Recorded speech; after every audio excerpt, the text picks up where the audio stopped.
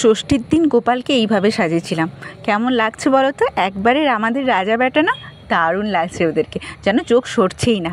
আর সপ্তমীর দিন রাধাকৃষ্ণকে এইভাবে সাজিয়েছিলাম, খুব সুন্দর লাগছে না? আমরা তো অনেক টাইম ধরেই সাজিয়েছিলাম, ছুটি ছিল।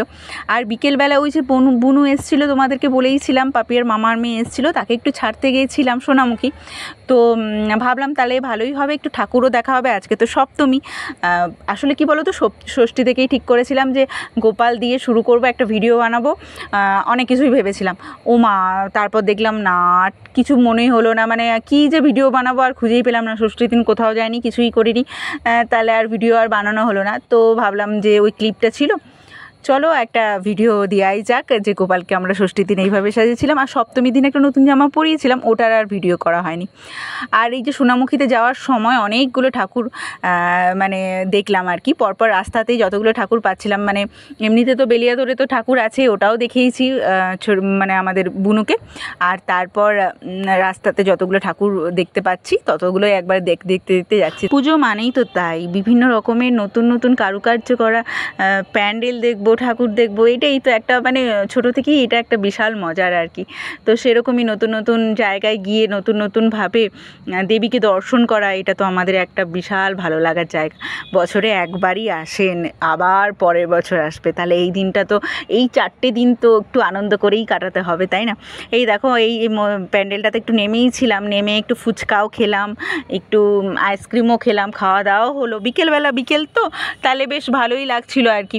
আর আজকে যা রোদ উঠেছিল, আমি তো ভাবতেই পারিনি। প্রথম থেকেই শুনছিলাম যে সপ্তমী, অষ্টমী, নবমী প্রচুর পরিমাণে বৃষ্টি হবে, এই হবে, ওই হবে, তাহলে ভাবছিলাম যে হয়তো বেরোনোই যাবে না। ও মা, এখন দেখছি এত রোদ, গরম, তাহলে আমি তো ভাবছি যে কি করে বেরোবো। প্রথমে ঠিকই ছিল যে দুপুর দিকে বেরোবো, আমরা একটু দুপুর দিকে বেরোবো, একটু টাইম নিয়েই বেরোবো, একটু ঘুরে টুরে যাবো। তারপর দেখছি এত রোদ, এত গরম, বাপরে, ঘরে বসে গরমে মরে যাচ্ছি।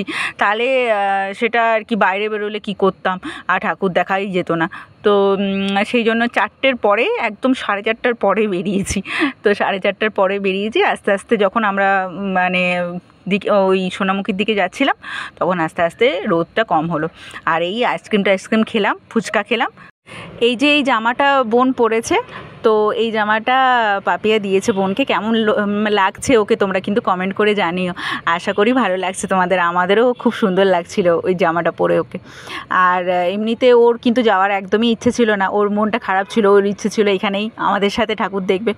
কিন্তু আর কি, মানে মামা মামিকে বলা হয়েছিল আসার জন্য, আসেনি, একটু কাজ ছিল, তাই আর কি অগত্যা যেতেই হলো। তো একটু মনটা খারাপ, যাই হোক, টাটা করে দিল আর কি আমাদেরকে। তারপর সোনামুখীতেও একটা ঠাকুর দেখলাম। ও মা দেখো, আমি যখন ঠাকুর দেখতে গিয়ে দেখি এত বড় গণেশ, উফ বাপ রে, মানে কত ফুট হবে আমি জানা নেই, এত বড়, মানে এরকম করে ঘাড় উঁচু করে মানে দেখতে হচ্ছে, বিশাল বড়। আগে সেই মানে ফোনে দেখতাম না যে মুম্বাইতে যখন গণেশ পুজো হয়, গণেশ চতুর্থীতে, তখন এরকম বড় বড় গণেশ বানায়। তো ওই রকমই মনে হচ্ছে যেন এখানেও এত বড় গণেশ হয়েছে। মা দুর্গাকে কী দেখবো, আমরা তো গণেশ দেখতেই ব্যস্ত, কারণ এত সুন্দর লাগছে এত বড় গণেশকে দেখে। তো যাই হোক, এরপর হচ্ছে ফেরার পালা। তো ফেরার সময় রাত হয়ে গেছিলো, একটু সন্ধ্যা হয়ে গেছিলো আর কি। তো তারপর দেখলাম এই আমাদের বেলিয়াতরের আশেপাশেও অনেক ঠাকুর আছে। একটু বনগাঁতে গেছিলাম, ওখানেও খুব সুন্দর একটাই ঠাকুর করে, কিন্তু খুব সুন্দর করে, বিভিন্ন রকমের লাইটিং করে।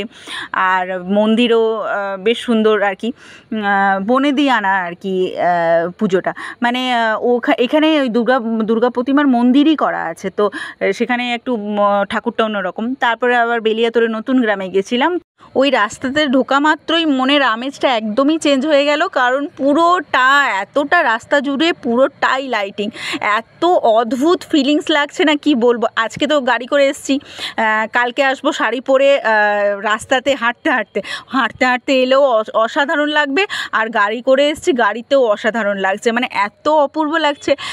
এই লাইটিংটা প্রতি বছর দেখার মতো লাইটিং হয়। আজকে সারাদিনের ঠাকুর দেখা আমি এইটাতেই শেষ করলাম। এই ঠাকুরটা দেখে আর কি মন খুব ভরে গেল। তোমাদেরও আশা করি আজকের দিনটা খুব ভালো কেটেছে। শুভ সপ্তমী তোমাদেরকে। আর কালকের জন্য একটা নতুন ব্লগ আসছে, কালকেও অষ্টমী, কালকে সারাদিনটা কী করছি, কী ঠাকুর দেখছি, সেটাও তোমাদের সাথে শেয়ার করব। আশা করি তোমাদের ভালো লাগবে। অবশ্যই আমাকে কমেন্ট করে জানিও তোমাদের পুজোটা কেমন কাটলো। টাটা, সবাই ভালো থেকো।